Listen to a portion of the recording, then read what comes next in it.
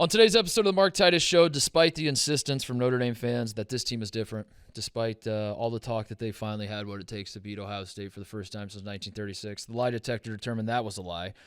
When it comes to the claims that Sam Hartman is him, that Sam Hartman is going to win the Heisman Trophy against Ohio State, he's going to ball out, he's going to just have the game of his life, and finally Notre Dame has their quarterback that's going to lead them, the lie detector determined that was a lie. When it comes to the belief that Ohio State is in trouble because they don't have the quarterback, the lie detector determined that was a lie. What I'm getting at, folks, by the way, Lou Holtz, whatever the hell he was saying was a lie. The Buckeyes won. We went into Notre Dame. I want to say we kicked their ass. We were actually kind of lucky to win, but also we kind of did kick their ass. I don't know. Very, very confusing. But I went to the game, and it was awesome, and I have a lot of thoughts on that. I'm going to talk about. I also have Joshua Perry, who was the leading tackler on the national champion Ohio State, the 2014 national champion team, linebacker for the Buckeyes, played in the NFL for a while. He's now an analyst for Stadium and NBC, and he's doing a million different things, dude. He's freaking awesome. But I brought him on the show to talk about Ohio State a little bit. I know some of you are rolling your eyes and you're saying, "Here we go, Titus talking about the Buckeyes." I don't talk about the Buckeyes that often. All right, I don't do it on this show that often. And in fact, most of the time you hear me talk about the Buckeyes, it's when bad shit happens and I'm crying about it, and all of you get to rub it in my face. And you know, I try not to celebrate the W's that much, but I was in South Bend for the game. It was a ton of fun. And things are going well for us. And I just thought, you know what? I deserve to have one episode where I get excited about my alma mater. That's all. I think that's fair, TJ.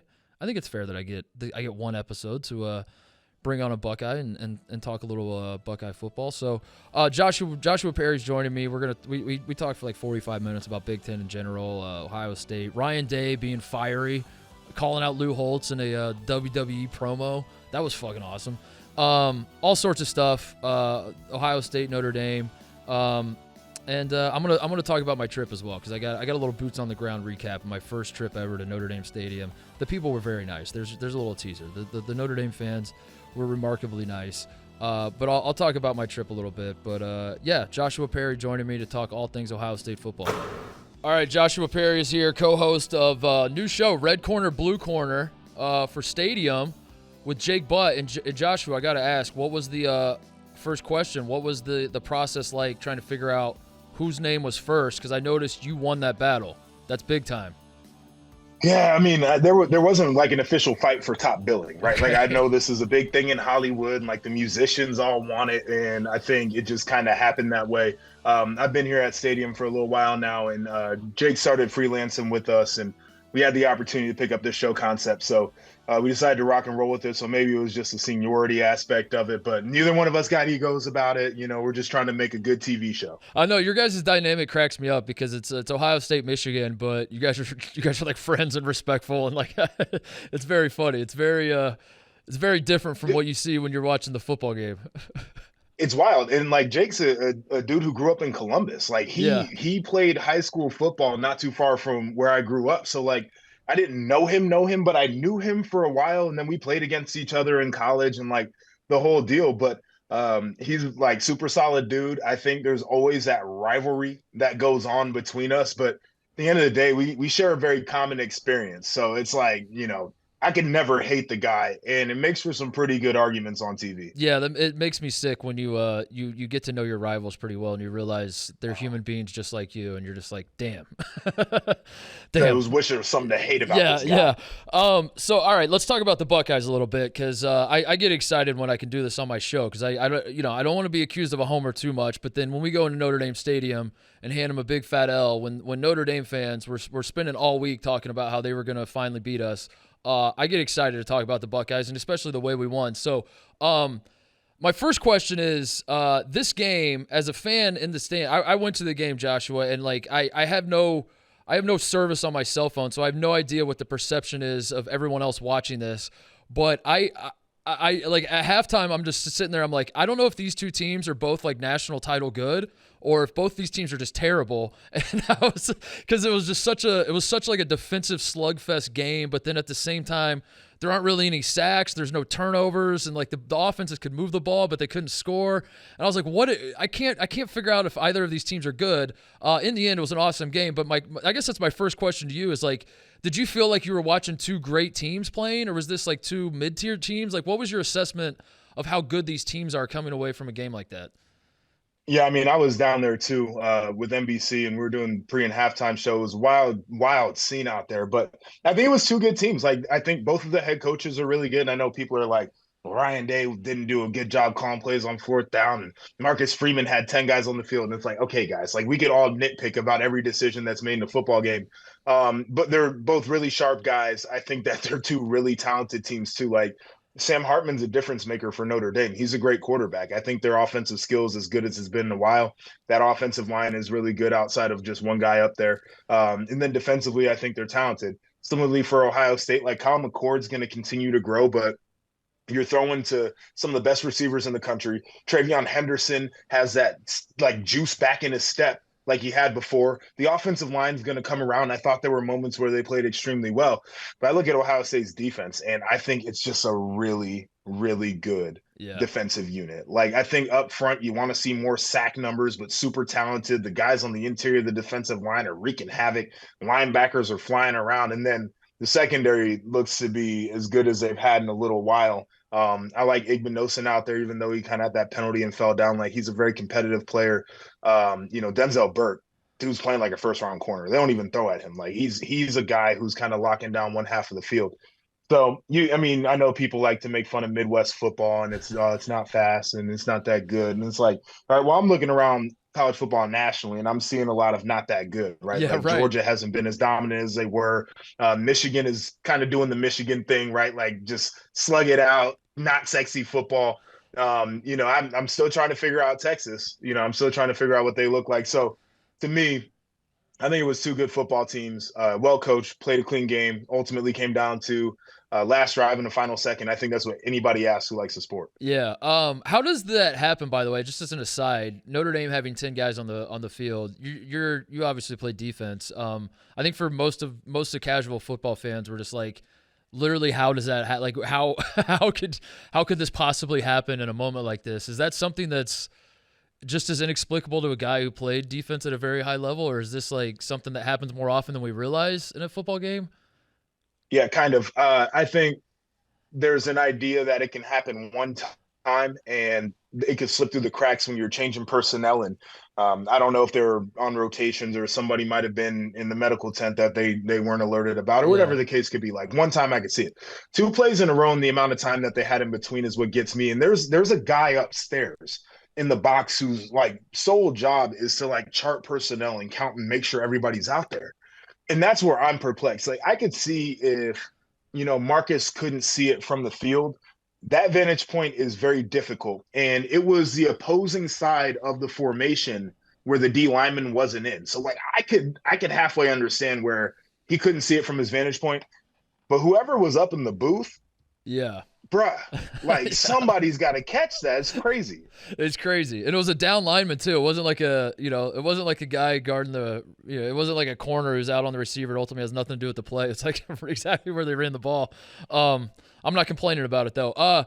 So the big takeaway for a lot of casual football fans that maybe aren't plugged into Ohio State or Notre Dame or like the lead up to what this game was, I think when Coach Day, when the Buckeyes win and he does his immediate post-game interview, I think there were a lot of people that were like, why is this man cutting a wrestling promo in my face? Like, what the hell is going on? I think the story has kind of gotten out a little bit. I think people have like tried to share that Lou Holtz was, I don't know if he's talking junk, but whatever. There was at least a little backstory, because a lot of people that I know were like, this came out of nowhere. And they're like, why is this man calling out Lou Holtz? They didn't even know that Lou Holtz said anything. But I wanted to ask you about just that outburst that seemingly came out of nowhere, but also felt like it was like a pent up. It almost had nothing to do with Lou Holtz from my perspective, and it was more of like just this narrative that is building about Ryan Day, and he just finally let it all out at once. Like, what did you make of just that instance of seeing Ryan Day win a close game like this, punch it in at the end to win it, and just kind of have that release live on national television? Yeah, I mean, Lou Holtz, I think, was the unfortunate punching bag in that situation. Like, this is something that was building for Ryan. I mean, it's not just, Ohio State detractors. It's OSU fans that are talking about a soft program. And he had mentioned after the game that, they had one bad half, but they're a tough team. They're a physical team. And when you go back and watch a coach's tape, and I argued with Ohio State fans after the Michigan game this year, in 2021 at the Big House, that was a bad half of football from a physical standpoint. They got pushed around, they got bullied, they tapped out of that game. I don't disagree with that. This year it was different, where I thought it was mostly like missed assignments and guys not being where they were supposed to be, and not guys just getting pushed around. Yeah. Right. And so Ryan hears that, and then Lou Holtz is talking about, oh, well, when Alabama beats you, and it's like, well, Alabama beat Ohio State because they were sitting back in cover 3, and they had Tough Borland, who's a great guy. He's got to carry the third vertical up through the middle of Devontae Smith, and that's a mismatch every single time. Like, that's just bad coaching, and it's unfortunate for Tough, and that's how that happened. He talked about Clemson. It's like, the Clemson game, like, Sean Wade got kicked out for targeting. That's physical. Like, he hit a dude in the head. You can't get more physical. Not physical. Exactly. And so, like, you can go down the line and talk about some of these games, and it's like, it's an unfair narrative, but I see how people also got there. So he was frustrated. I think it was a good thing. I think people needed to see him like that, because they saw him like that against Georgia and thought that he called the best game of his life, and I don't disagree with it. The last thing I'll say is how that kind of built up is the thing that stands out to me most. So we're doing our pregame show for NBC, and we're waiting to come on air. And my producer gets in my ear and says, hey, we've got some Ryan Day sound with Catherine Tappan, who's our sideline reporter. I think it's interesting, but I want you to hear it and tell me if you think this needs to go on the show. So she's asking about the preparation. He's like, listen, we've had a great 48 hours of preparation. He's like, but people are saying some things about my program right now that I don't really like. And he's like, we're going to go out there and we're going to play hard and we're going to play fast. We're just going to play as hard as we can. And she asked another follow-up question. And he was like, listen, I don't know where anybody else is going to be in the fourth quarter, but I'm going to be here in the fourth quarter. My team's going to be here in the fourth quarter. And I was like, whoa. I'm like, Ryan's a little spicy right now. Yeah. I've not heard my man like this. So I'm like, we need to put this in the show. People got to hear him. Like, they have to hear this. So then at halftime, he's like, Catherine's asking questions. Like, I'm just pissed off right now. I was like, we missed some opportunities. I'm pissed. And I'm like, dude, so it was the whole day. It wasn't just post game like he unleashes. He built up to that moment. And then it was probably the most emotional game just from the swings, because when Notre Dame had that long drive in the fourth quarter, it might have been third quarter, whatever it was, I was like, that might be the backbreaker. And then Ohio State kept fighting. They had a chance at the end, and it's like all of the emotion came out at that point. Yeah, as a Buckeye, I won't lie, like I can see why non-Ohio State fans might have thought it was a little corny for him to go after a 98-year-old man, or however old Lou Holtz is, and just like come out of nowhere, just throwing haymakers at Lou Holtz. Whether it was corny, not whether it galvanized the team, or I don't know. But as a fan that's been watching Ryan Day coach for 5 years, I liked it because I don't necessarily think that he's soft or that the teams were soft or whatever. But you played for Urban Meyer. I mean, Urban set like an impossible standard when it comes to cutthroatedness, if that's a word, and it's definitely not, but I'm going to use it. He just set like an impossible standard, and so when the next coach comes along and he's not quite that, and he's different, and he's better in some ways, and he's not as good in other ways, whatever, and then you start losing to Michigan, those doubts creep in. And so for me, to see Ryan Day just give a shit was awesome. Just to see him just like I'm not going to take this, and whether he's right, wrong, or whether, he it is kind of weird that you let Lou Holtz get under your skin. I don't know, but the fact is, for me, I thought this is cool to see something out of Ryan Day that, like, he's not a fiery guy. Like, that's not something you see a lot of in the last 5 years, of Ryan Day getting fired up to that extent. So I don't know. It's encouraging moving forward, but I am curious. Yeah, go ahead. I just got two things off of that. Is number one, I think like the Ryan Day transition from Urban was always going to be interesting, because I think, and he had been there as a coordinator, but I think when he took over, he kind of realized the environment that Urban had created is very difficult for guys to exist in. Like, it wears on you, and you get burnt out. And Urban burnt himself out a lot of times too. And so I think he was trying to change that a little bit. And when you change that, I do think that, you have to figure out when that point is that you kind of ratchet things back up. And I'm not exactly sure it ratcheted back when it needed to. It feels like it is right now. And so it's a tough balance for Ryan to kind of figure that out in his first coaching job. Secondly, a lot of coaches out there getting sassy because I mean, Dan Lanning for Oregon, he was out there with his pregame speech going crazy on Yeah. Dion, and then the head coach of Washington State went in on Lou Corso. Yeah. Like, yo, it's like, I mean, everybody was catching strays over the weekend. That is true. That is becoming a thing with which I think is great for the sport. That's what you want, man. You want these guys. That's why college football rules, man. Is coaches are a little crazy. If they were well behaved, it wouldn't be quite as fun. I also think, and you don't have to agree with me. I'm just gonna throw this out there. I think Ryan Day and C.J. Stroud both had this problem. They just got like bad faces, Joshua. They just got like when things aren't going well, and it cuts to Coach Day on the sideline, or it cut to like we're losing to Michigan, and C.J.'s just on the bench, and it cuts to him. I think a lot of people. I've never seen C.J. smile. Like he had a very pouty face, and I'm just like. I just have to come to grips with the fact that this dude is just gonna like be back there spinning the rock just with pouty face, and it's like it's tough for a football player, and like he's spinning in the NFL, so go ahead and do whatever works for you, bro. And then I make the joke, and I think Ryan's a wonderful coach, and I've gotten to know him a little bit, but and part of it for Ryan, I think, is the fact that his cheeks are so rosy. He's Aaron Kraft, but the head coach of Ohio State football. So I think that's part of it for me, too. I think that's what it is, man. I think CJ coming after Justin Fields, who is just the most charismatic quarterback that's maybe ever played at Ohio State, and then CJ Stroud is just stone-faced at all times. I think they both had like two faces that you can make up whatever story you want. When you're losing to Michigan and you cut to those two guys, you're just like, oh, they don't have the dog in them. That's what it is. That's the problem. They're not tough enough. They're not, and you just kind of go crazy with it. I want to talk about the defense, man. You mentioned that the Ohio State defense has been great so far this year, and I'm glad you did, because that's what I'm seeing too. But I don't know what the hell I'm seeing half the time when I watch football. What is it about this defense that feels different? Because I think going into last year's season, with Jim Knowles coming in, I think there was a lot of talk about the Buckeye defense is going to be different, and then it ultimately kind of wasn't. In the biggest game against Michigan, there missed assignments. The secondary was kind of hot and cold throughout the whole season. And in the end, we won and lost games based on the offense, which is mostly been the case under Ryan Day. This team feels different, where you got a new quarterback in that's not going to be a first-round pick. Is probably not going to be up for a Heisman, which is, a little different for Day. But it does feel so far like the defense, the silver bullets are back. Like what for you is the biggest difference year to year that has led to this, to where like Ohio State might actually have a defensive-minded team under Ryan Day? Yeah, I mean, they're just first off, I think in the back end, they're just not letting guys get behind them. Like last year, I just felt like there were too many times where the ball went over their head. And I'm like, come on, guys. Like, you have to make sure that you don't let the ball go over your head and give up the big one. I think it's been a point of emphasis, certainly for him this year. I think the personnel is in a really, really good place for Ohio State. And what I mean by that is I mentioned Igbinosun, and I think they like the fact that they can play man-to-man coverage with him. So that's a big bonus. And they have played man, but they switch up into zones. And then Denzel Burke, again, they like to play man-to-man with him. And he can get physical, but he can play off coverage. Like, these are very good things. And I like what they have at safety. Like, I feel like they've been able to roll through multiple linebackers. And when they want to put Sonny Styles in, if a team is more of a 12 personnel, they got the two tight ends in there, but maybe one guy's more athletic. Like, I think they just have more on the menu in the back seven this year than they were able to do a year ago.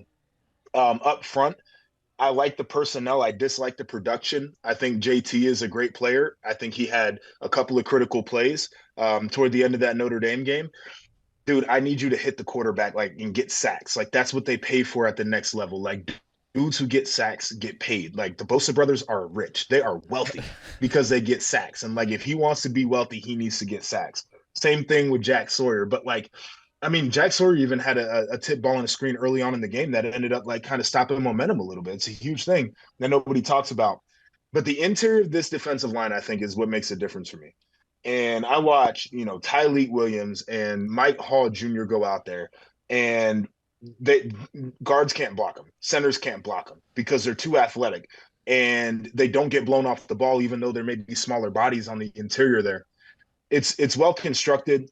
My biggest thing is I'm still in wait and see mode a little bit. And I think they passed the test of a quarterback who can kind of, dice you up. And they gave up some plays, but again, never let it get behind them. Yeah. I need to see them when they got a team that's got a real burner out there at wide receiver, like a true like 4-3 wide receiver can take the top off the defense. Like, what are you going to do against that guy? And I think that's the biggest test I'm looking for now. I'm glad you said that. That was my perception watching against Notre Dame, is because especially in the second half, as Notre Dame gets the 2 touchdowns and takes the lead in the fourth quarter, there was sort of a feeling that Notre Dame was like running it down our throats.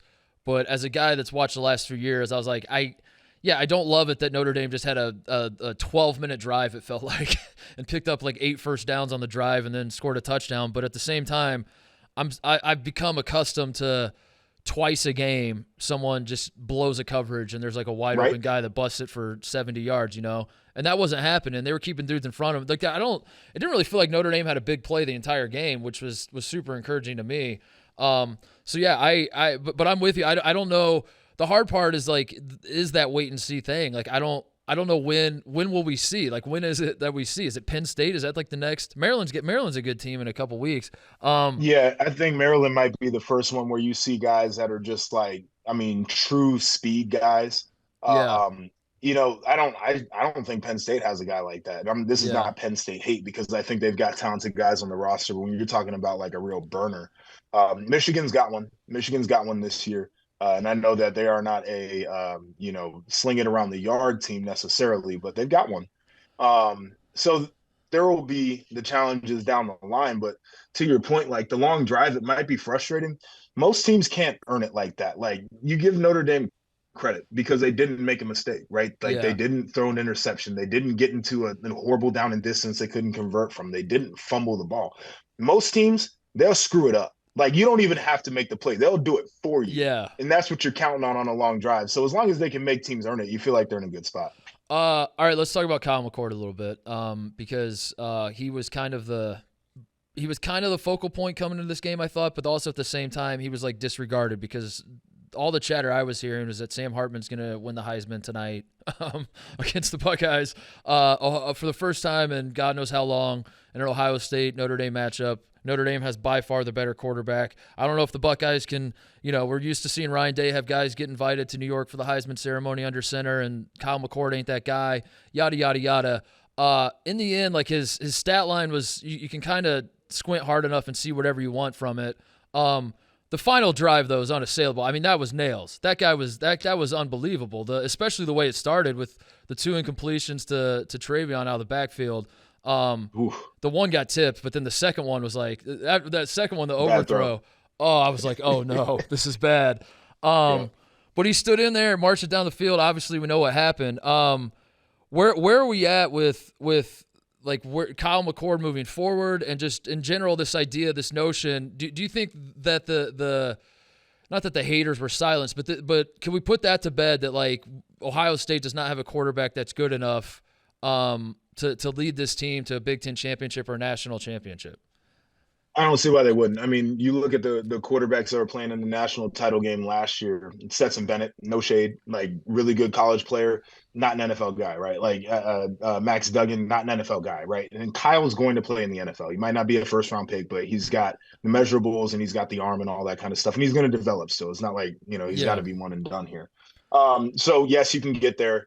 You need a great defense. You need a really good run game. You need great weapons around you. I think they have them. I want the offensive line to get better. This is the thing about Kyle McCord for me, though, is, and you mentioned it, you look at the stat line, it's like, well, 58% completion. I like my quarterback to be at least 60, so he doesn't check that box. 240 yards, though, I'll take that all day long, right? Like, he threw for a ton of yards. Like, didn't have a passing touchdown, so didn't check that box. But it's like you got your team in a situation where they could score, so it's all the back and forth. The operation on a 2-minute drill for a guy of his inexperience, and particularly to your point, when you have 2 bad plays, what I see a lot of times is it cascades when you're a young player, is you have 2 bad plays and the third one eventually comes because you can't get the first 2 out of your head. And he played like a human that did not have a conscience in that last drive. Like, we're talking about big third downs. We're talking about 4th downs, put it on the money, let your guy run. It's like, we got to spin it on a 3rd down to the goal line. Emeka's catching it, and he's like, clock it immediately, waste no time. We got to get to the line of scrimmage so we can stop the clock. And it's like, I know he hasn't played a lot of football, but damn, it looks like he's been here before. Yeah, and that's a big positive. That was awesome. I just found it strange that this has become this was the chatter was that if Ohio State doesn't have an elite quarterback, then we can just cast him aside. And I'm like, this is a program that, I mean, you were on the national championship team where a third string quarterback, which I love Cardale. Right. I love Cardale Jones as much as every other Buckeye fan, but we're starting our third string quarterback and we won a national championship. We won a national championship with Craig Krenzel. We got to a national championship with Todd Beckman. Like, this isn't a program that needs. We don't need the number one. We don't need a C.J. Stroud under center to be. In fact, we lost it. Like that. That's what's confusing too. Is like we had C.J. Stroud who's balling out in the NFL already. He's on his way to winning Rookie of the Year.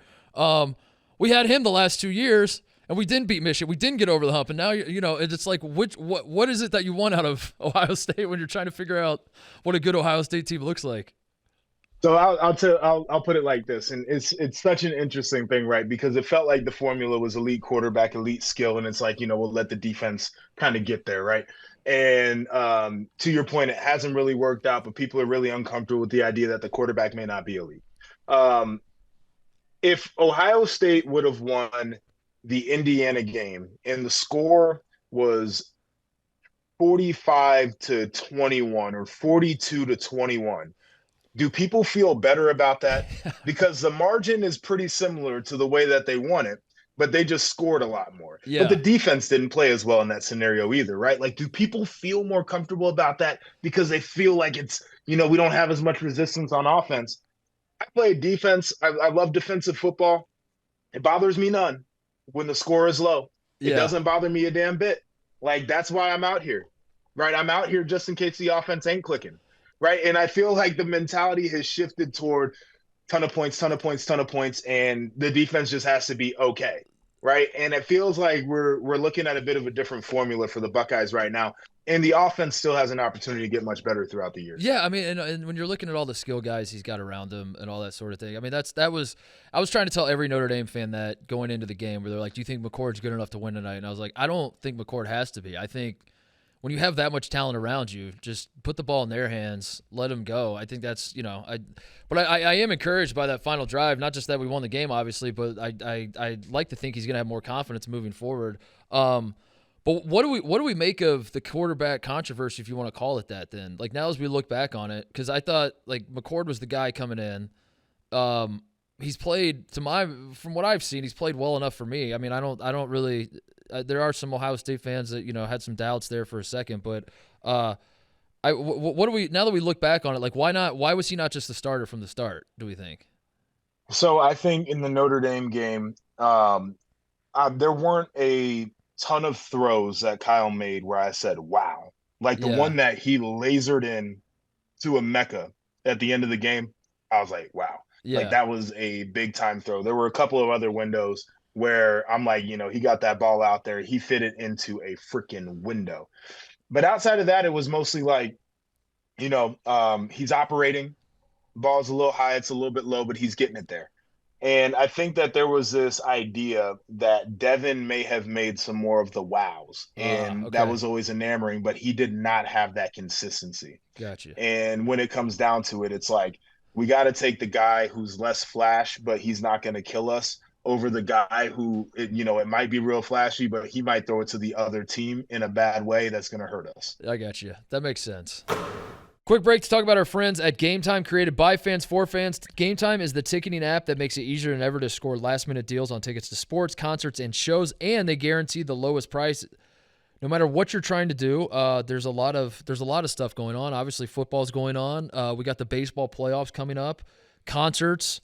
Drake and 21 Savage, it says here, are doing concerts. Morgan Wallen, if you're into him. Luke Combs. I like Luke Combs. I am a Luke Combs guy. I don't know if I've ever said that publicly. I'm going to say it now. I'm a Luke Combs guy. I like him. Whatever you're into, whatever it is that tickles your fancy these days, if you're looking to get a ticket for it, Gametime is the app. It is all possible with Gametime app. The biggest last-minute price drops can be found on the seats you thought you could never buy. They'll even credit you 110% of the seat price if you can find a better deal elsewhere. You can also get limited-time discounts with exclusive flash deals. The purchase process takes just 2 taps and 10 seconds, and once you buy your tickets, they're delivered directly to your phone. No printer needed. The app also allows you to easily share tickets with friends via text so you can get into the game seamlessly, skip the hassle, and enjoy the moment. Download the Gametime app or go to the website, enter your email, and use code Titus for $20 off your first purchase. Code Titus at the Gametime app or the website. Enter your email, use the code, get $20 off. Go see a football game. Go see. I might go. You know what I might use Gametime for? I might go to this Bears Broncos game in Chicago. That might be the worst football game ever. But I become a sicko when things get so bad. I actually get somehow more interested in it, and I might just use Gametime and go see the Bears Broncos game. Maybe you should do the same. Go to Gametime, use code Titus, $20 off. So talk to me about the rest of the Big Ten. I haven't had a ton of opportunities to watch Michigan and Penn State. And I there are a lot of people that I work with. I won't name names, but there's one guy I work with particularly closely that keeps telling me that Penn State's the best team in the Big Ten. I don't necessarily disagree with him because I don't know enough about it. Is Penn State, because we kind of own Penn State, Joshua, don't we? Like, I mean, when's the last time? 2016 is the last time they beat us. But at the same time, I don't want to be naive. We owned Michigan, and then they handed us 2 L's in a row. What are we seeing from the rest of the Big Ten? Like, who's the bigger threat? Penn State, Michigan. How do you suss out like the top 3 at the Big Ten right now? Penn State thing is interesting to me because I trust my eyes, and then I look at the stats, and I can find stats to back up what my eyes tell me about Penn State. I think Penn State's a good football team. I do not think they're the best football team in the Big Ten. It's just that's not the case. Drew Aller, I think, really wowed people early on in his performance against West Virginia. And then teams kind of found out that the real way to challenge Penn State was by loading the box and just taking away the option to run the football and forcing Drew Aller to have to drop back a ton. And I think it's really worked for him. Penn State's running backs, yards per carry, they're 9th in the Big Ten right now. Everybody talks about it's one of the best running back rooms in America. How are they 9th in the Big Ten in yards per carry if they're one of the best running back rooms in America, right? James Franklin's best offensive line, but that's what they're producing in the run game. Drew Aller, his yards per attempt have gone down in every single start. I'm going to pull up the numbers here just so I can make sure I'm quoting it correctly. But, like, he started off against West Virginia. Numbers looked really good. Yards per attempt, it was like, oh, my gosh, this is ridiculous stuff. And then it's like, feels like there's been more and more resistance here. So, so first game, West Virginia, was 11.2 yards per attempt. Then against Delaware, the Blue Hens, it was 7.8. Against Illinois, it was 6.3. And against Iowa, it was 4.5 yards per attempt, right? So back and back and back and back. On top of that, it took them 99 plays to score 31 points against Iowa, right? Like, I know people will look and they'll look at the score and it's like a shutout and it's like, oh man, really good performance. Y'all had a lot of chances to score, like a ton of chances to score, and didn't score like that. And it goes back to the Illinois game because then you start to relitigate that. And it was like, okay, 30-13. Your quarterback passed for 48.5% in that game. And Illinois turned the football over 5 times, right? So you basically got 5 extra possessions from Illinois. You managed 30 points out of that, right? Like, you start asking these questions. This is not to poop on Penn State because I do think they're a good team. But this idea that they're the best team in the Big Ten, I'm not sold on.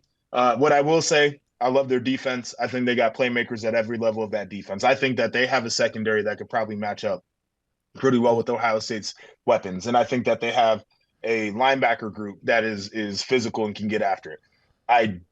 I still have a question about the interior of their defensive line. This is the D-line that gave up over 400 yards rushing to Michigan a year ago, and I still have a question about what they are in the interior of their D-line. So there it is on Penn State. For Michigan, I think they're good, right? Yeah. Blake Corum's getting back going. Donovan Edwards, I'm not sure about him. His production hasn't been great. I think JJ's throwing it better, but he also loses his mind sometimes and can throw 3 interceptions to Bowling Green. Like, that's weird. Their defense is just solid. Like, there's nothing other than solid. It's just like they're fundamental. They have good personnel. And they like winning just ugly, kind of gritty games, and that's what they're comfortable with. They're so comfortable winning the gritty games. I hate that. I hate that somewhere along the line, Jim Harbaugh turned into Jim Tressel and is totally fine. That's the most frustrating part, is that it's just like, yeah, that all of us that were used to watching Jim Tressel football now see it in Ann Arbor, and we're just like, damn, that sucks. That sucks that we see what it a there. shame. I mean, Ryan Day was on his little trestle ball, though. I know. I'll take it, man. I'll take it because the like you said, like it's fun to scoring points is fun and winning games 56-42 can be fun, but when it goes wrong, there's nothing worse in the world than just like seeing a defense just give up big play after big play after big play. Yep. That is. So the ups and downs of high school, like I can't imagine being a USC football fan, and you got Caleb Williams and you got the freaking best quarterback in the country, but at the same time the defense stinks, and that's just like a roller coaster that I don't want any part of anymore. And hopefully, you definitely Ohio State has watching them has ironed that out. Do you have a conference pride, by the way? Like in general, like does it? I get this way about basketball, but it might be different because Big Ten hasn't won a national championship in basketball since 2000, and obviously, you guys won the national championship a decade ago. But do you feel like as an analyst, do you feel like the need come November to argue for like maybe 3 Big Ten teams being in the playoff, or that is that something that you feel as a former player and an analyst and all that sort of thing, or do you throw that out the window? I mean, I probably look at it with rose-colored glasses a little bit because I cover mostly Big Ten football. Like I'm doing, more national look now with NBC, but it's a Big Ten package, right? And so, like, I've covered this conference now for 5 years, and I'm familiar with the programs. I'm familiar with a lot of the personnel and the coaches, and it's what I watch the most as well. And having played in the conference, I do feel a sense of pride about it. But like, I'm not going to sit here and try to force somebody, a phony storyline either. Like, yeah, I'm as good as anybody at the bad faith argument, but I think people can see through it sometimes. Like, you have to give me at least enough good material to make the bad faith argument. Like, I can't just do it just to do it. So I like seeing the Big Ten have success. I think it's wonderful. At the same time, like, there have been some years where I'm looking around, I'm like, and it's a little bit like it this year, but I think you can say about a lot of conferences outside the Pac-12. I'm like, Big Ten looks like it's down. SEC looks like it's a little bit down. The ACC looks like it's down. I don't know what the hell the Big 12 is doing, period. Now, I think Texas might be a little bit fraudulent. It's like Pac-12, it's like, well, we got all the veteran quarterbacks out here, and we got dudes who can run really fast because it's always sunny on the West Coast, and we like track out here. So, yeah, it's going to be a lot of fun. So do you think the perceptions of and the stereotypes of Big Ten football are accurate today? Do you think is that a fair set? Because like I make the argument with everybody that Ohio State's the only Big Ten team that can hang with the big boys, and I think that's proven itself over and over again. Even though Michigan, I got killed on my show, Joshua, for saying going into this season that I felt like Michigan is built to beat Ohio State. But Ohio State is more built to win the national championship. I felt that way all last year. Like, we lose to Michigan, and even going into the playoff, I was like, Michigan has zero shot against Georgia. Zero. They have zero shot. I feel like that's evident. I feel like Michigan is certainly built to beat Ohio State, like 100% the case. And they've done it the last 2 years. That's a fact. But Ohio State was up multiple times by multiple scores against Georgia, was a foot swing away from making it to a national title game against a TCU team that beat Michigan, that forced J.J. McCarthy to throw 2 pick sixes and got boat raced in the national title game, right? Like, it's not to disrespect or to sound flagrant. I just think that the typical prototype when you get to the postseason is you need to have legit playmakers on the outside, and you need a quarterback who is comfortable spinning it. And I think JJ's much more comfortable. Like, I think this year they're better built to win a title. But last year, he was only throwing the football 22, 23 times a game. And I don't know how many dropbacks he had in the semifinal game, but it was way more than he was used to, and it took him out of his game. Yeah. So I guess that was ultimately my question is, do you feel like Michigan, because I'm not even trying to talk shit, it's just the reality. Ohio State is the only Big Ten team that has gotten to the playoff and actually done something once you got in there. Every other Big Ten team has got their ass handed to them. So do you think that, like, this year with the way college football is playing out so far, there's a lot of football left, but it does sort of feel like the talent might be more spread out, and the SEC isn't quite as strong. Do you think that Penn State and Michigan, if they have a way of getting into the playoff, do we feel better about, like, maybe another Big Ten team? I mean, those are the only two, obviously, because the rest of the conference kind of sucks. But do you think Michigan is better suited to do something once they get there this year? I think any of the teams that are currently ranked in the top 10 have a legitimate chance to be national champions by the end of the year. And usually I am at a point where I say that there are really only three teams that Yeah. can win a national title. And the fourth team is just there for fun, right? Like, and I feel like TCU, even though they beat Michigan, it felt like they were the there for fun team. Michigan like should have won that game, even though a lot of people won't want to admit that watch this show. And Ohio State was obviously good enough as well. And it's just like kind of TCU was like, well, we didn't even win our conference, but we did win a lot of regular season games, so you should put us in. They're like, all right, let's do it. And so this year, I look at Texas, and I said I think they might be fraudulent. They might not be though. And Quinn Ewers was spinning the rock against Alabama. I look at Washington, crazy good. Utah has won the Pac-12 the last 2 years, and their starting quarterback is out, and they're still undefeated right now. I look at Oregon, and I know Coach Prime's team ain't got no guys in the trenches. They might as well just go out there and not even put anybody at the line of scrimmage.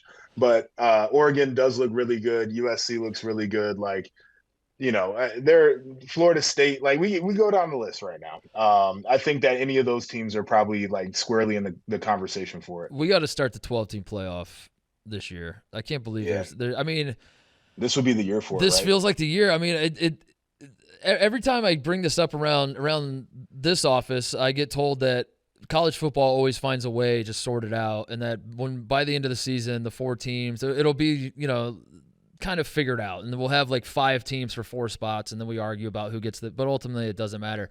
I don't know, something about this year, and I know people say it just about every year, but something about this year feels different. It does feel like the Pac-12 champion is with how good that conference is, for the first time in a while, like the Pac-12 champion, but without even knowing who it's going to be, I can sit here today in September and say whoever wins the Pac-12 probably is going to deserve to be in the playoff. That's crazy. Yep. You're going to put the SEC and the Big Ten champion in by default. If Notre Dame, keeps winning. Right, if they run the table. If they run the table, it's like... I make the argument like, if the Pac-12 champ has 2 losses this year, they're probably still a team that deserves to be in the playoff, right? Like, people would be like, oh, you can't put a 2-loss team in there.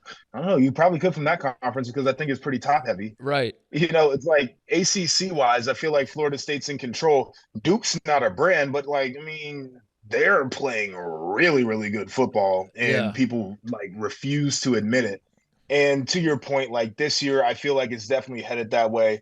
By the time we got to the end of last year, I think it was basically Michigan's going to be in, and Georgia's going to be in, and TCU, I think, had punched their ticket before they lost in that Big 12 championship game.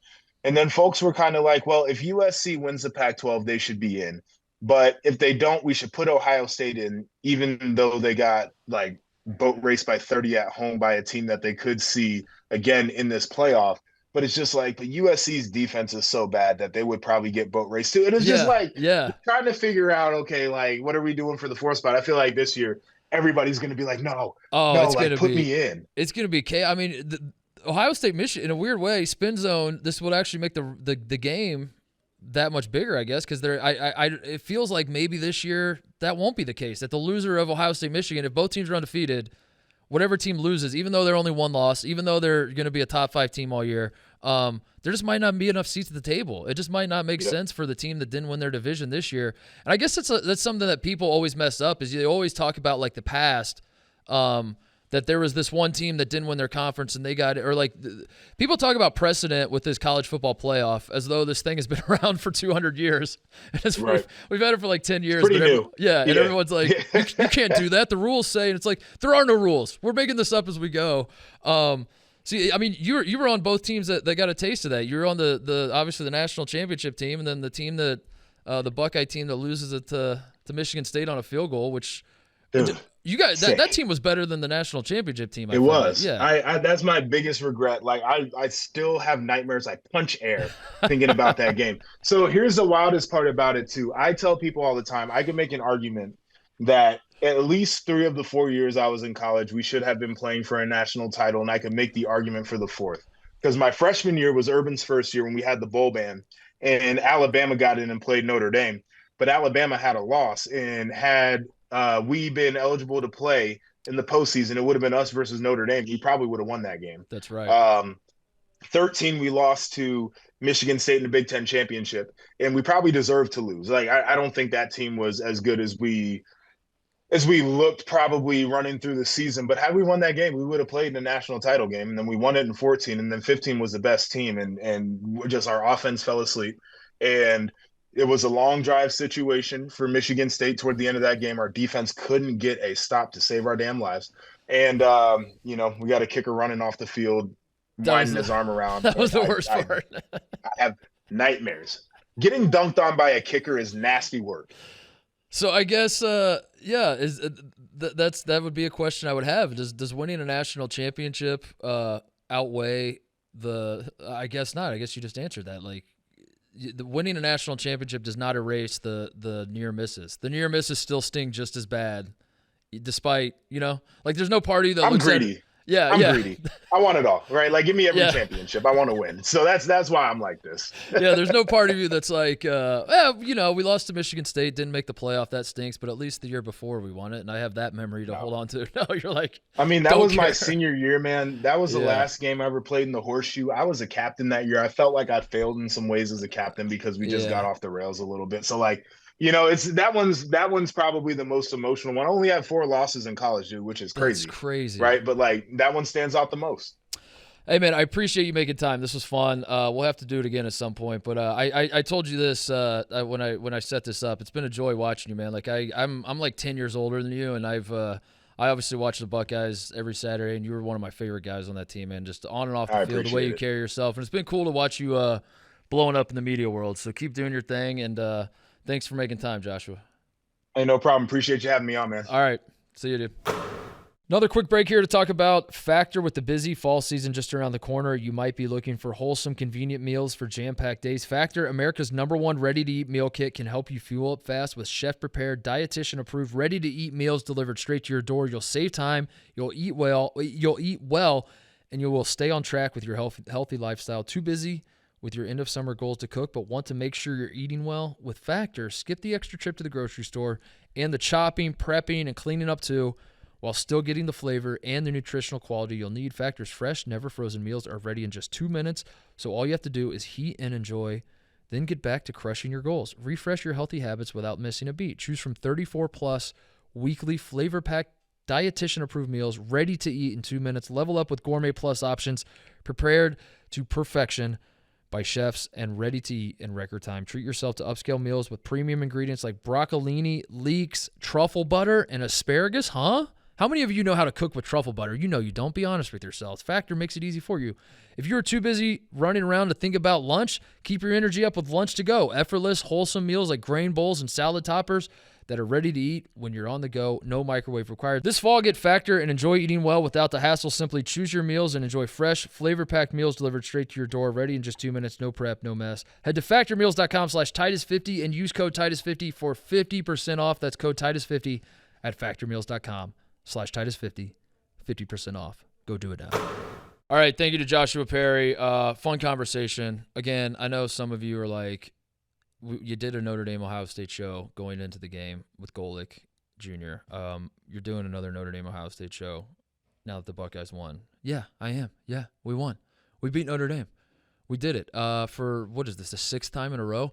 So here are my thoughts. I went to Notre Dame Stadium for the first time. I like to think that I am the best, not the biggest. There's a difference. I like to think that I'm the best Notre Dame football hater that I've ever met. I think that I am always well prepared with stats. I can talk shit on Notre Dame football with the best of them. I don't have necessarily the passion.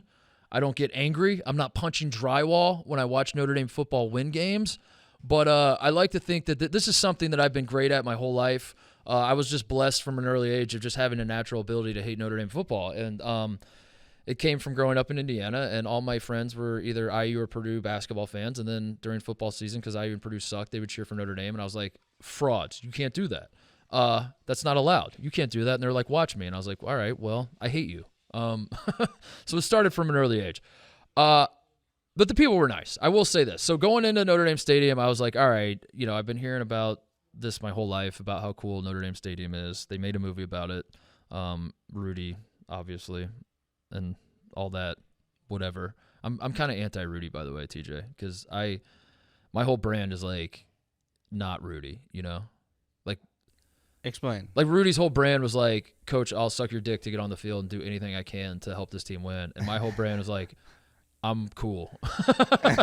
I'm just gonna sit here on the bench and literally there's I mean that's the title of the book I wrote. Like there was literally an instance where I was told to go in a game and I was like, nah. So yeah, I kind of became the anti-Rudy. I was the inside every walk-on there are two wolves. one is Rudy, one is Rudy, Mark. There's me. Which one are you? But yeah, Notre Dame was so I went to South Bend for the game. Jordan Cornette hooked me up with a ticket. He's the best. Shout out to him. Notre Dame legend, basketball legend, all around great dude. Could not be more hospitable. Just the fact that he was giving a ticket to a Buckeye, it's probably going to give him. I'm probably getting him in trouble with some Notre Dame people to mention that he did that for me. But yeah, he was just like, yeah, I got a ticket. You want to come to the game? I was like, hell yeah. So I sat in a section with a bunch of Notre Dame people. I mean, obviously it's a home game for Notre Dame, but it was even more of a Notre Dame section because I think the tickets were like through Notre Dame themselves. So like there weren't a lot of Buckeyes. There was one guy in front of me that was a Buckeye fan, and because I knew that a Notre Dame people or person or whatever, I knew my tickets had come from the Notre Dame contingent, and this wasn't an Ohio State person giving me a ticket. I thought I'd be respectful, and I thought like I did wear some Buckeye stuff, but like I made up my mind that like, you know, if we score a touchdown, I'm not gonna in your face and suck my, you know, I wasn't gonna be that way because I don't know, maybe I'm a bad fan, whatever, but I just was like I don't that would make me kind of a douchebag to take a ticket from a Notre Dame person and then be an asshole to him when things go well for the Buckeyes. So I was like, all right, I'll be happy, but I'll try to just like be more reserved with how I'm celebrating and all that sort of thing. And I found this Ohio State fan that's sitting in front of me, and he was by himself too. We were the only two Buckeyes in like a sea of Notre Dame fans. And early on, I just tried to like make a connection with him, and like we'd pick up a first down, and I just kind of like squeeze his shoulders, and I'd be like, "Let's fucking," but I didn't want to clap, so I was just like, you know, like punching him in the back, like, "Let's fucking go, let's fucking go." But then I created this monster because this man, by the end of the game, was belligerent drunk, trying to fight every Notre Dame fan around him. And suddenly I'm looking around, like apologizing on his behalf. And it got a little weird there for a second because I wouldn't say I was cheering for Notre Dame, but like I was in a weird spot, TJ, because I wanted this dude was like when we scored when Travion Henderson ripped off the touchdown run, the long touchdown run, this dude just starts yelling, "Fuck guy, fucking suck! All of you can suck my fucking dick. I'll fight all of you." And he's looking at me and he's like, "We'll fight." He starts saying, "We'll fight all of you." And I was like, "No, we won't. We will not do that." So by the end of the ushers are coming over, like trying to calm this guy down. Like I'm standing, I'm behind him, but at the same time, I'm close enough to him that it kind of looks like we might be together. And I'm like, this is a bad scene.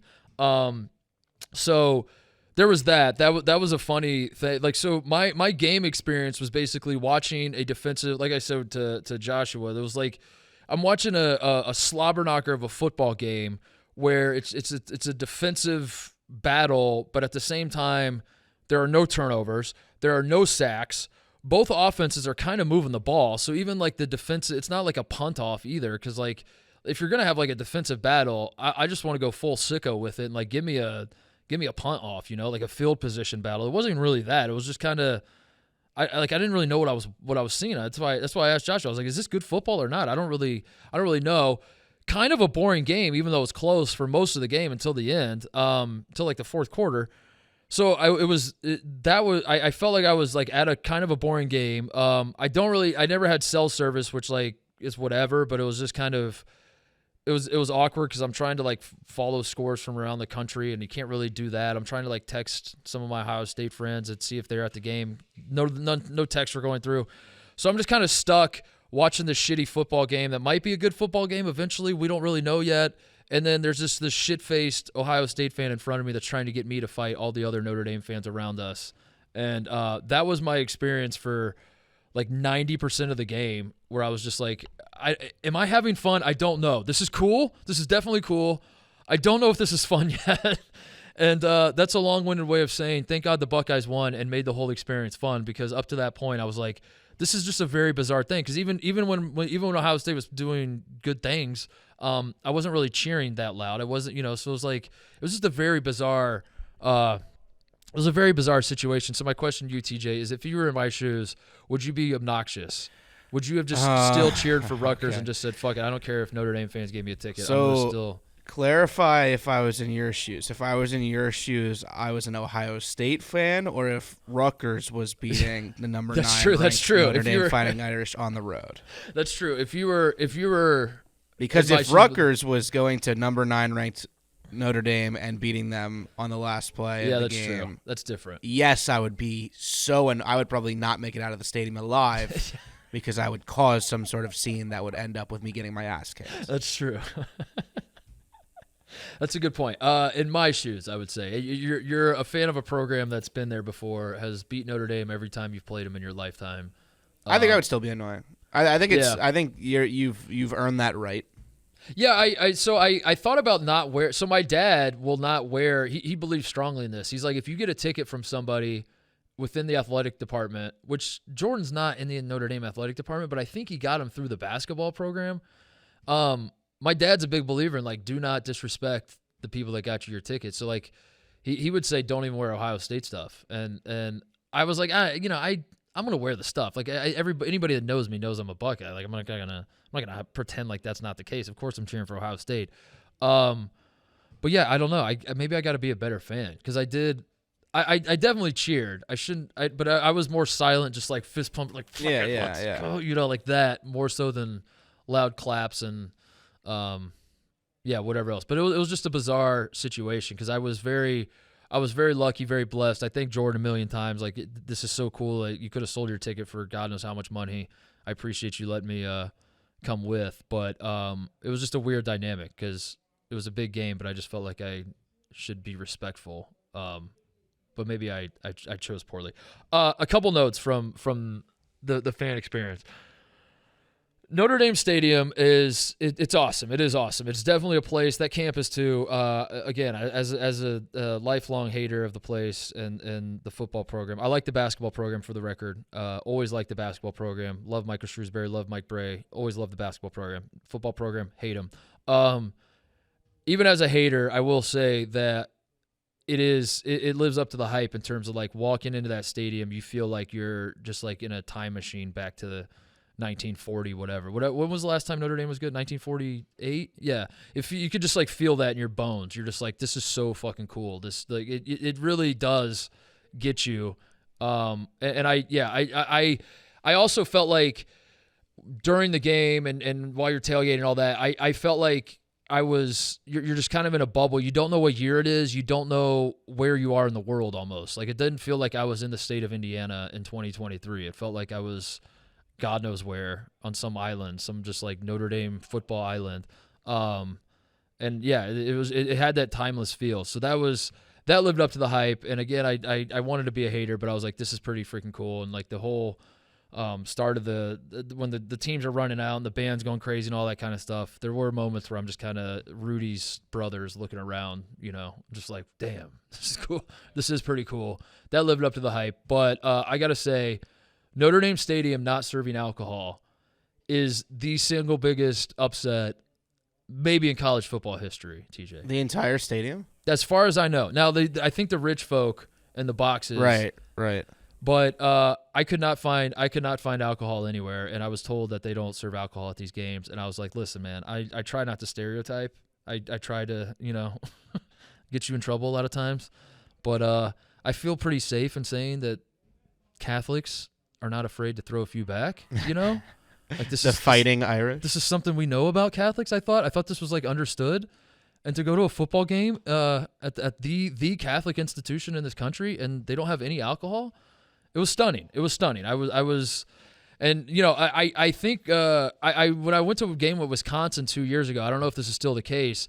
I remember Wisconsin didn't serve alcohol either, and I texted Dan. I was like, well, how the fuck does it, like, your whole brand of Wisconsin is that we drink beer? Like, that's what Wisconsin is. Your baseball team is Brewers. Like, what the hell is going on here? How is there not beer at Wisconsin football games? And I remember he and like all these other Wisconsin people were like, "Oh, we couldn't serve beer here, dude. If we served beer here, you would not believe the beer that would get drank here. Dude, it would just be crazy. We would fucking..." And they just like turn into like frat dudes talking about the party last night, where they're just like, "Dude, you fucking crushed so many beers." And that was like all the talk that Wisconsin fans were giving me. It was like, "Dude, if we had beer, dude, we would just we would like break every fucking dude. We would just fucking..." And I'm like, "Yeah, I get it. You would drink beer. How do you not have beer?" And Notre Dame was the same thing. It was like, I guess we don't have beer, dude, because like we probably just go so hard. I'm like, "Yeah, that's what it is. You would go so hard. you would go so hard, and every other college campus that serves beer would not go as hard as you guys would go." I don't know. Do you find that shocking, TJ, that they don't have beer? I want to say that we only got alcohol in the stadium recently, like within the last 5 years, like since I was a student. I think a lot more stadiums than you think in college sports don't do alcohol in the stadiums for whatever reason. They make a shitload more money once they do, obviously, but I don't know what the process is behind that. Ohio State only started it not too long ago, but yeah, Ohio State is not exactly... I mean, I don't know. Yeah, we can throw them back, but like, I don't know. I would think Notre Dame and Wisconsin were two places that... I would have assumed that Notre Dame was serving beer forever. There was never a time that they weren't serving beer. It was like brewing beer under the stadium or something. I guess like there also could be the deal with Notre Dame though, where they're up their own ass about the academic superiority of the place. So maybe there's like that element of it is like, we don't serve beer here because here at Notre Dame, the student athlete experience, we are here to support the student athletes. Debauchery has no place on the campus of Notre Dame. Like maybe there's like a pretentious angle to this, but I just like, I don't know, that really shocked me. And it's something that I feel like if you're a college football stadium that does not serve beer, I feel like it is your responsibility to make that very public for people, especially for visiting fans.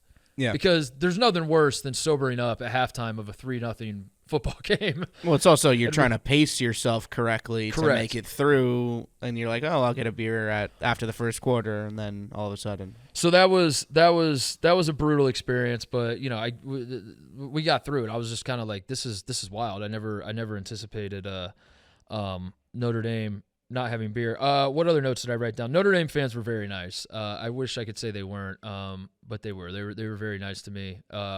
I don't know how much of it was, again, like during the game, I was like apologizing for the Ohio State guy in front of me constantly to like where maybe I was playing like the "I'm not like those other guys" card, and then they were like, "Oh, you're one of the good ones, huh?" But for whatever reason, they were super nice to me. That was cool because Golick came on the show and was like, "Yeah, everyone's going to be nice. Just walk around the tailgate and people will be nice." And I was like, there's no way. There's no way that's true.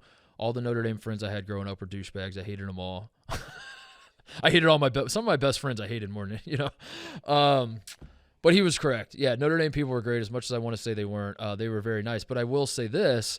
I think part of the reason they were nice, and I'm talking about the pregame now, the tailgating part of it, they were shockingly confident, TJ. Like it was so wild to and I don't know. Like I gotta be careful here. I don't want to. Being confident's a good thing. I don't think. I think being excited about your football team, your basketball, any sport. If you're a fan of sports and you're excited about your team, that is a good thing. That is a positive thing. That makes obviously more fun. I think liking stuff is better than not liking stuff. So I'm all for like Notre Dame fans being jacked up on this team. I was just like stunned that by the time kickoff had happened, it did feel like leading up to the game, like in the week leading up to it, it felt like I knew some Notre Dame people were like, we'll see. I don't really know. By the time the kickoff had happened, it felt like every single Notre Dame person was like, we're going to win this. We're not even going to win this game. We're going to win this convincingly. And we're going to exercise all these demons that have been piling up through the years where everyone says we can't win big games, where everyone says even when we're good, we're not that good. There's always, every time Notre Dame breaks through and has a big win, there's always a boogeyman waiting. I think I talked about this with Gojo that every big win is always a yeah, but afterwards. But finally, the boogeyman was coming to them. And Ohio State, if you beat Ohio State and you beat them convincingly, and Sam Hartman has like a Heisman game, and you win by 10 or whatever, just whatever. You just control the game and you win in a convincing way. There is no more boogeyman waiting. There is no one's going to then say, yeah, you beat Ohio State by 10, but let's wait and see what happens to that wasn't going to happen. So like I think they had just like it never ever ever crossed any of these people's minds that they were going to lose this game. And that was crazy to me because a guy I used to work with, Tyler, he works at Fox now, and I still keep in touch with him and everything. He's a Notre Dame grad, and he used to appear on Titus and Tate all the time. He's one of our producers. He's a Notre Dame guy, and I bumped into him before the game, and he was just like glowing. It was just like he just had this attitude of like, tonight's our night. It's gonna happen. And in talking to him, he was just like, this it never even crossed his mind that Ohio State was going to win the football game. And I just found that crazy because it just felt like, yeah, that was just one of my take. But I think that's why people were so nice to me before the game, because they were just convinced that we are going to win this football game. We are going to stamp ourselves as like we are back, or however you want to define it. And it just felt weird to me because they have literally not beat Ohio State since 1936. And I would have felt like maybe the attitude would have been like, I hope we win. But they were super confident, and I found that pretty shocking. So there was that. In the end, Notre Dame, I guess, like if you're a Notre Dame fan, you feel like you should have won the game. You probably should have. I felt like the Buckeyes were the better team for most of the night. Like this idea that I saw people trying to say that Notre Dame like kind of ran at will at Ohio State, but I also, like, as someone that was in the stadium, like every Notre Dame fan in my section at least was like, damn, we can't get anything going. Like we're picking up first downs, but like it's not a mountain to shit. And like we're obviously not scoring any points. Eventually they do score the 2 touchdowns, but I feel like the Buckeyes were in the driver's seat for most of that game. Then the 4th and 1, Day calls the jet sweep. At that point, I'm like, all right, we're definitely losing. Congrats to Notre Dame.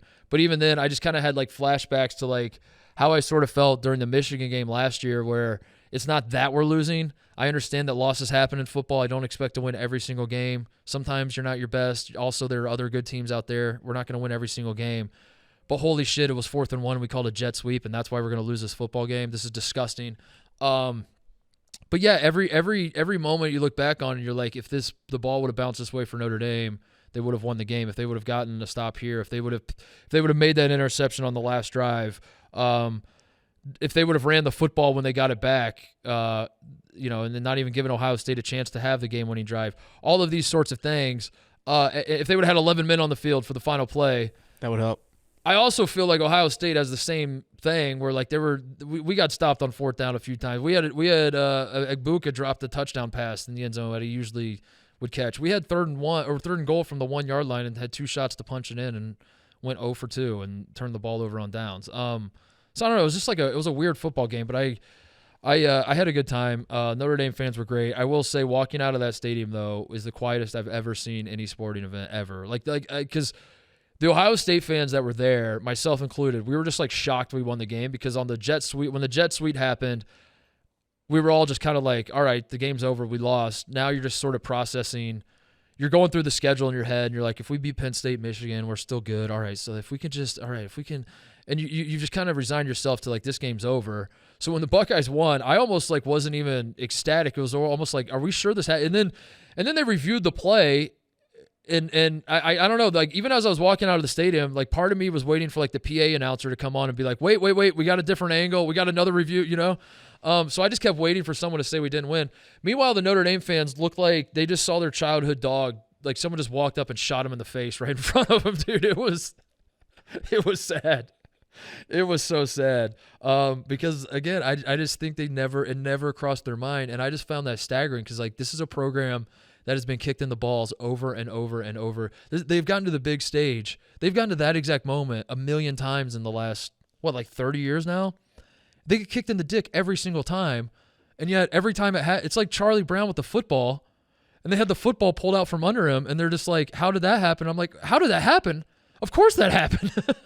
This is I feel like there are fan bases out there that like learn from their mistakes too, and like don't get their hopes up at that often. But Notre Dame does seem like a fan base that like you said, always has their hopes. They always, and it'll have. I mean, dude, they're probably gonna beat USC, and they're just gonna get or maybe they won't. Maybe they're gonna play well up until the USC game, and then all the talk is gonna be like, if we beat USC, we're back in the playoff picture. Well, because they'll have the spoiler argument of like, well, Ohio State, Michigan, and Penn State can't all be undefeated because they play each other. Like somebody's going to have to lose there. If they all lose one game and we lose one game, then if they beat USC and then USC wins the Pac-12, they'll have the trump card over USC. So they'll by the time USC game comes around, they are going to talk themselves into, okay, we get a second chance. This is the game. We're definitely going to win. Sam Hartman's going to it's just going to happen again, dude. Sam Hartman, my take on Sam Hartman, too handsome to be a good quarterback. I like that take. That guy looks like a guy in a movie playing a quarterback. It is alarming how handsome he is. Yeah. The shot of did you watch the game? I did. You see the end? Yes. Where he's like praying and like he did sad boy. He did a sad boy face. Even that shot just looked like it was scripted. Somehow. He knew he was on camera. He was playing up to the camera. He's got great hair though, man. I won't lie. I was taking note. I went back and watched the game and made a few screenshots to show the barber. Yeah. Next time I sit down in the chair, I'm gonna be like, give me the Sam Hartman, dude. I like what he's got going on. I've seen it in person. People forget. Wake Forest Rutgers 2021 Gator Bowl. Jacksonville, Florida. People literally do forget. I think literally everybody forgets. The COVID Gator Bowl. Texas A&M got COVID and they were like, Rutgers, you guys want to play on 7 days notice? This Notre Dame team's fine to me. I go back and forth on whether I don't even know how good the Buckeyes are. Even Josh would tell me they're both good teams, and Brandon seems to think they're both good teams, but Brandon doesn't know ball. He doesn't know what the fuck he's talking about. So I don't know. I still have my doubts whether how good Ohio State could actually be and how good Notre Dame is, but it was fun to win that. Obviously, anytime you can win on the last play of the game, I highly recommend it, especially on the road against a top 10 team. Very, very fun. Other notes I wrote down.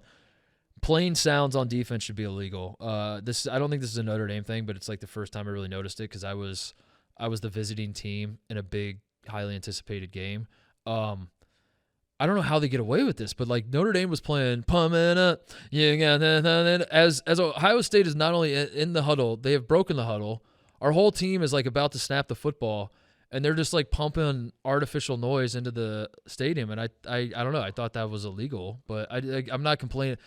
I don't mean to say that Notre Dame's the only team that does this. Ohio State probably does it too, but like I just never noticed it until I was at Notre Dame, and I was like, "This is fucking crazy that they allow this." They're like big third down play, and then like a couple false starts happened during the game, and then they show there's like a self-suck video where like Notre Dame plays it, and they're like, "That's you guys, the fans. You guys did that." I'm like, "The fans didn't do that. That was a fucking." Bump it up. Yeah. You're playing over the loudspeakers.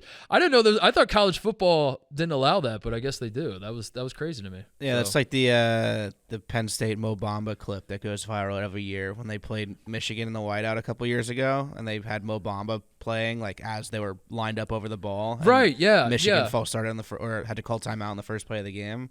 Like, yeah, they probably couldn't hear anything. You probably could. Yeah, I don't understand how this is allowed. Like, again, I don't mean to say fair play. Yeah, fair play. Fine, do it if you can. But this isn't a Notre Dame complaint. This was like an observation that I, for some reason, had never made until I was like in that seat in that stadium in that moment. And I was just like, damn, this is kind of fucked up. They can just like blare music when you're trying to hike the football. And then the last thing I was gonna say is Pat Garrity, another Notre Dame basketball legend. I don't know if he'd be comfortable with me calling him a stoolie, but I met him and he was just like asking me all these questions about everybody at Barstool. And I mentioned that to mention that one of the questions he asked me was about Rico, and he said that I don't know if Pat Garrity's a writer, but he did say that he sees Rico. He said that he was teammates with Doug Gottlieb at Notre Dame when Gottlieb was there before he got kicked off the team and then transferred to Oklahoma State. And he goes, I was teammates with Doug. I know Doug well, and Rico fighting with Doug is hilarious, and I love it. But he never got so far as to say I'm on Rico's side and fuck Doug, or like Rico's insane, and Doug Gottlieb's my guy, so I can't support Rico. But I don't know. That's something to monitor. Pat Garrity, long NBA career, NBA executive, might be a writer. That's very interesting, and I wrote that down, and I thought I would bring that to your attention, TJ. They're out there. I'll They're pass out that note to the desk of Mr. Bosco. I think that's it. Those are the only real notes I had. I had a good time in South Bend. It was impossible getting away from the stadium. That was another thing that I took note of. Was like, it took me like 2 hours to get off campus. Stuck in traffic. I didn't see one single person directing traffic. And I don't know if that adds to the charm of the place because it like feels like it's the old days in the 20s when like only 8 people had cars, or if it makes it worse because it's like, how the fuck is there nobody directing traffic and like it? But yeah, that was another thing. Good restrooms. I give the restrooms a good score. No complaints with the restrooms. That's an important thing I have to tell people, TJ. They when I review stadiums and arenas, they want to know how I feel about the restrooms because I once upon a time said Mackey Arena had awesome restrooms. No idea why I said that, but it stuck with me ever since. But that's it. Buckeyes win. Suck at Notre Dame. Better luck next time. Any shout-outs before we go? I had 2. I just wanted to we've talked about baseball sparingly on this podcast. And I mentioned early in the season that I'm not paying attention to the Yankees until they give me something to believe in, and they got eliminated from playoff contention over the weekend. So, good call by me to not do that, which leads me to my second thing. You've made a point on this podcast to say that when you live in a certain area, you generally bring success to the sports teams around you, whether it's, the Midwest or LA or whatever. But, the Cubs are free falling, the White Sox are dead, the Bears are the worst team of all time. Any comment on your effect on Chicago sports? Care to comment? My comment is this. Rock bottom is the best foundation on which to build. And hitting rock bottom is actually a good thing because you know what you have. You know what your foundation is. And I think the Bears bottoming out is actually good. The White Sox, the White Sox are never going to win. The White Sox are doomed. The White Sox don't have a rock bottom. They're just like they keep trying to find the rock bottom and they'll just keep going. I think the Bears have hit rock bottom. It can't get worse. The Cubs I almost don't want to address. The Cubs are really bad because I took a lot of credit for the Cubs getting hot as soon as I moved here. And they did. It was almost like to the day. When I moved here, almost to the day is when they just go on a historic tear. Maybe not that historic, but saying historic kind of adds to the gravitas of it. They were so fucking good. And then, I don't know what happened, TJ. I think they're still going to make the playoffs, though, but I'm getting nervous. Check back in next week, and we'll see. If the Cubs make the playoffs, we're good. It was never about this year anyway, for being completely honest. I think because at the deadline, a lot of people thought the Cubs were going to be sellers. The Cubs were never supposed to be World Series good anyway. I think next year they're eyeing as having the window open. So that's all they really care about. I think in the Blackhawks, we still haven't seen what this what's the kid's name? Bedard? Connor Bedard. We haven't seen what this guy can do yet. Maybe it's the Blackhawks. I said I didn't promise all these teams. I didn't promise every team is going to win a title. I promised one team would win a title in the next 5 years. So if the Blackhawks are good, then I'll just take credit for that, and away we go. And if the Cubs, I think the Cubs in the next 5 years could win one. I don't think they're going to be the best team in baseball. I think the Braves are probably going to be the best team in baseball for the foreseeable future. The Dodgers are going to be really fucking good, especially if they get Ohtani. But that's the way baseball works. You don't have to be the best team in baseball. You just have to be good enough to be in it, and then hope things work your way. And I think the Cubs might be that. So we'll see. I don't know. How dare you? It's very early. A lot of ball left to be played, TJ. We still have 5 years left of ball to be played, and we're You're already coming at me but you are right. The Bears are. Yeah. I was so excited for the Bears this year. Being an underdog to a team that just lost by 50, they're an underdog to the Broncos at home. Being an underdog at home to a team that just lost by 50. That's never what you want. Holy smokes. My shout-outs before we go. College basketball practice starts today. Today being Monday. We're recording on the Monday. Opening night is 6 weeks away. I can feel it. I can feel it in my bones. I feel it pulsing to my fingertips, TJ. College basketball is going to be here before we know it. Some early takes. If you've been listening to the show throughout the summer, you've heard these takes peppered in. I'm going to stand by some of them not. But I have 3 that I wrote down that I want to just put in one place all together right now. Number 1, Purdue to the Final Four. I said this on the show with my dad just to piss him off, but I really do believe that Purdue's going to the Final Four. Will they win the national championship? I don't think so. I think eventually, they're going to remember that they're Purdue. But I think Purdue to the Final Four is going to happen. It just makes too much sense. In the same way I saw Virginia, the God's plan path to them winning the national title, I've played out every scenario in my head, and Purdue goes to the Final Four in every single one of them. And then they lose by like 40 once they get there. And the Painter haters feel like they won, but the Purdue fans are like, we honestly kind of don't give a shit. Like, we finally got to the Final Four, and it feels good. I think Kentucky's going to have a bounce back year. I'm on an island about this, but I think Kentucky's going to bounce back. And then my third take that I want to be early on, that I'm still working on, and when we start doing college basketball previews, I'll pull these things out of the oven. They're just still in the oven, still cooking. Still trying to figure out what it's going to look like in the end. But I think Rick Pitino is going to have a Deion-like start to college basketball this year. I think Rick Pitino I think St. John's, the schedule breaks pretty well for them. They have Michigan November 13th in Madison Square Garden. I think a lot of people are going to be watching that game. And if St. John's is as good as they're supposed to be, they should beat Michigan. They shouldn't blow them. They could blow them out. They should beat them relatively easily.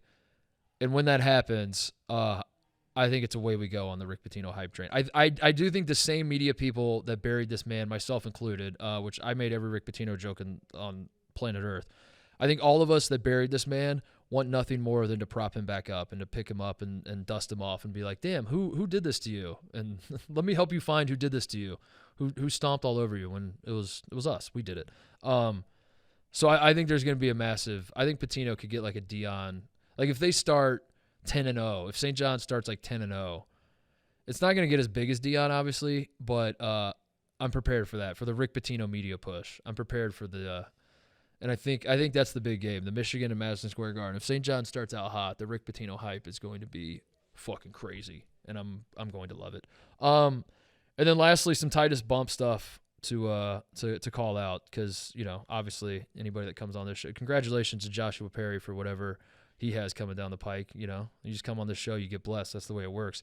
Robbie Hummel to NBC and Fox. He's leaving ESPN. Smart move for Robbie. Obviously, he's a Big Ten guy.